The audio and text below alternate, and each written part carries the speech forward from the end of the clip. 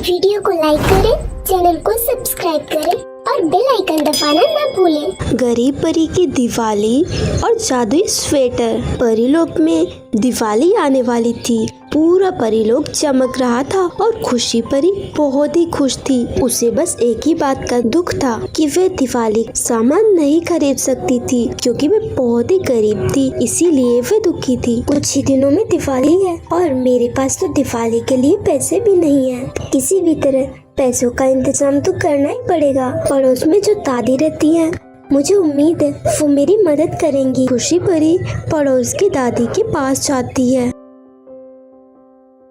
दादी, मुझे आपसे कुछ मदद चाहिए। हाँ बेटा बोलो, क्या मदद चाहिए? मुझे दिवाली के लिए कुछ पैसे चाहिए क्योंकि मेरे पास एक भी पैसा नहीं है और दिवाली का सामान भी लेना है। बेटा मुझे माफ करना, पर मैं तुम्हारी मदद नहीं कर पाऊंगी क्योंकि मेरे पास पैसे तो थे जिनसे मैं अभी कुछ सामान खरीद कर लाई हूँ, इसीलिए नहीं बचे। कोई बात नहीं दादी, मैं कुछ करती हूँ। दादी के पास भी पैसे नहीं है, मतलब इस साल की भी दिवाली ऐसे ही जाने वाली है, पर क्या कर सकते हैं।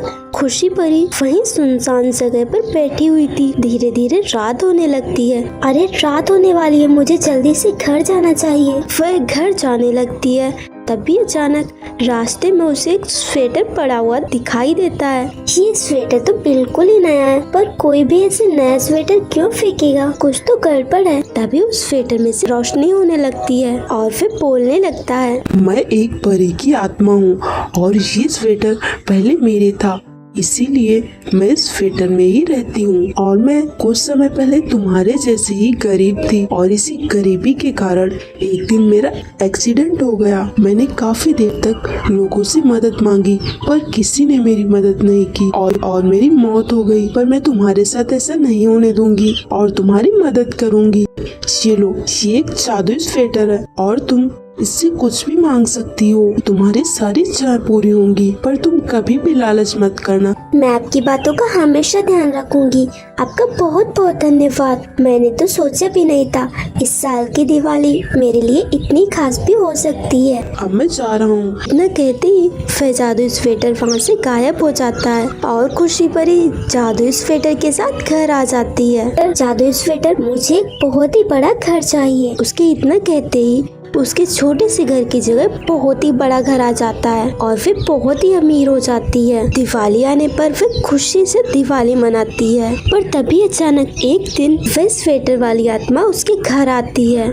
खुशी परी, तुम्हें मेरी कुछ मदद करनी होगी। मदद? पर कैसे? मेरा मतलब है आप तो कुछ भी कर सकती हैं, फिर मैं। तुम्हें मेरी आत्मा को मुक्ति दिलानी होगी।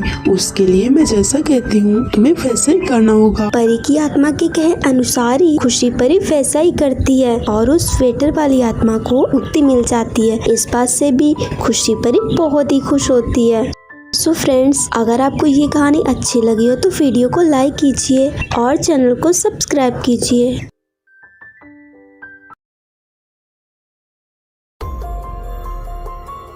जादुई आम का घर। शनाया परी अपनी माँ के साथ रहती थी। वह बहुत ही ज्यादा गरीब थी, इसीलिए शनाया परी की माँ काम पर जाया करती थी। वह दूसरों के घरों में झाड़ू पोछा किया करती थी। शनाया परी का एक आम का छोटा सा बगीचा था जहाँ से वह आम तोड़कर उन्हें बेचा करती थी। बस यही उनकी जिंदगी थी। फिर एक दिन वह हर रोज की तरह मार्केट में आम बेचने के लिए गई। सुबह से शाम हो चुकी थी और अब तक शनाया परी के सिर्फ कुछ ही आम बिके थे। शाम हो चुकी है और अब तक सिर्फ कुछ ही आम बिके हैं। सुबह तक तो ये सारे आम खराब हो जाएंगे। मेरा तो बहुत ही ज्यादा नुकसान हो जाएगा। हे भगवान जी, प्लीज मेरी मदद कीजिए। फिर कुछ देर बाद वहाँ पर एक व्यक्ति आता है। बेटा, ये आम कितने में दिए? अंकल, आपको जितने में चाहिए उतने में ले लीजिए। ये आम बेचना मेरे लिए बहुत ही जरूरी है। ठीक है, फिर मुझे सारे आम दे दो। पर तुम इतनी छोटी सी उम्र में पढ़ाई करने के वजह से आम बेच रही हो? अंकल, हम तो पढ़ाई के बारे में सोच भी नहीं सकते क्योंकि हम बहुत ही गरीब हैं और किसी तरह आम बेचकर खर्चा चलाते हैं और माँ सबके घरों में काम पर जाती है। ओह, ऐसी बात है। तुम कहाँ पे रहती हो? यही मैं पास वाले गांव में रहती हूँ। ठीक है, फिर ये लो तुम्हारे पैसे।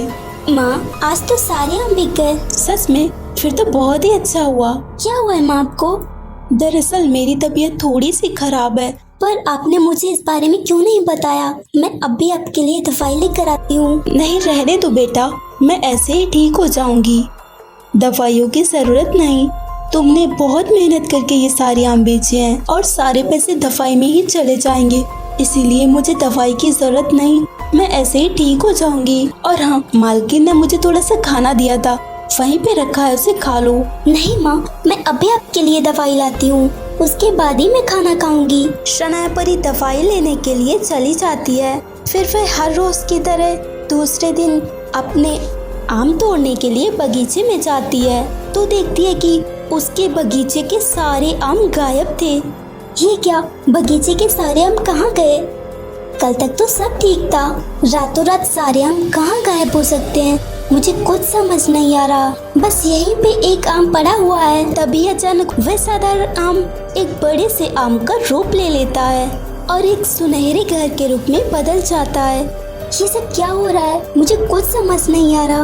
मैं एक साधुई आम हूँ और जितने भी आम तुम्हारे पेड़ों में लगे हुए थे वो सभी आम इसी घर में है, जो कि सोने के हैं। उन्हें बेचकर तुम बहुत ही ज्यादा अमीर हो सकती हो। क्या कहा? सोने के आम? पर तुम ये सब क्यों कर रहे हो? क्योंकि मुझे उसी व्यक्ति ने बेचा है जिसने कल शाम को तुम्हारे आम खरीदे थे, इसीलिए मैं तुम्हारी मदद करने के लिए आया हूँ। क्या सच में? आपका बहुत बहुत धन्यवाद। मुझे तो ये सब एक सपना ही लग रहा है। अब हमारे पास भी ढेर सारे पैसे होंगे।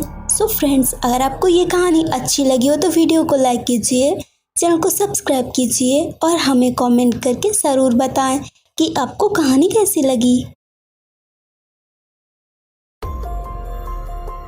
जादुई नेल पॉलिश का पेड़।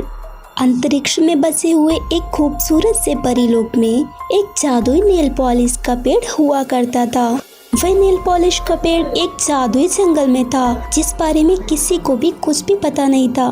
एक दिन रिया नाम की परी अपनी एक दोस्त मोहिनी परी के साथ भटकते हुए उस जंगल में आ जाती है। रिया परी बहुत ही ज्यादा चालाक थी, वहीं मोहिनी परी स्वभाव की बहुत ही अच्छी थी। अरे, ये तो कोई जादुई जंगल लगता है। यहाँ के सभी पेड़ तो चमक रहे हैं। कहीं यहाँ कोई खजाना तो नहीं? अगर ऐसा हुआ तो मेरी तो निकल पड़ेगी। कितनी गरीबी भरी जिंदगी में जी रही हूँ। अब अमीर बनने का वक्त आ चुका है। इतना अच्छा मौका मिला है, इसे मैं हाथ से कैसे जाने दे सकती हूँ? तभी मोहिनी परी बोली, ये तुम क्या कह रही हो? तुम्हें पता भी है ये जरूरी नहीं इस जंगल में खजाना ही हो, खतरनाक जानवर भी हो सकते हैं, इसीलिए हमें यहाँ से जाना चाहिए। मैंने तेरी जैसी बेवकूफ आज तक नहीं देखी। जादुई जंगल में कहीं जानवर होते हैं क्या? यहाँ तो सिर्फ जादुई शक्तियाँ होती हैं और खजाना। इतना लालच भी अच्छा नहीं, हमें वापस जाना चाहिए।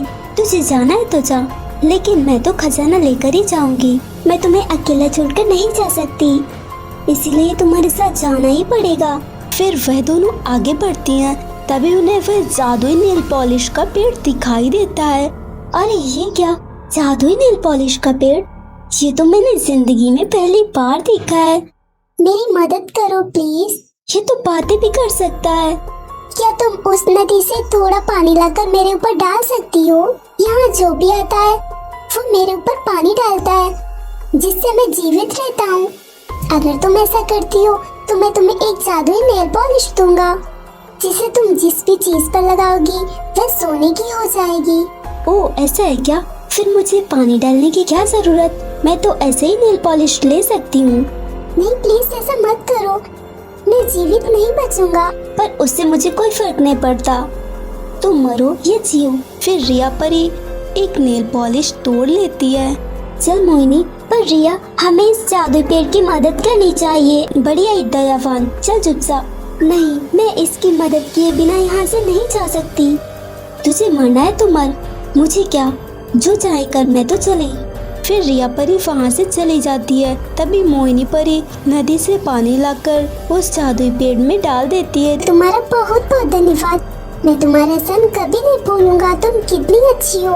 तुम इसमें से एक नेल पॉलिश ले सकती हो। फिर उस जादुई नेल पॉलिश की मदद से मोहिनी परी बहुत ही अमीर बन जाती है। इधर रिया परी धोखे से उस नेल पॉलिश को अपने नेल्स पर लगा लेती है, जिससे वह जिस भी चीज को छूती थी वह सोने की हो जाती थी और अब वह खाना भी नहीं खा सकती थी क्योंकि वह सोने का हो चुका था और इस तरह से उसे उसकी करनी का फल मिलता है। सो फ्रेंड्स, अगर आपको ये कहानी अच्छी लगी हो तो वीडियो को लाइक कीजिए, चैनल को सब्सक्राइब कीजिए और हमें कमेंट करके ज़रूर बताएं कि आपको कहानी कैसी लगी।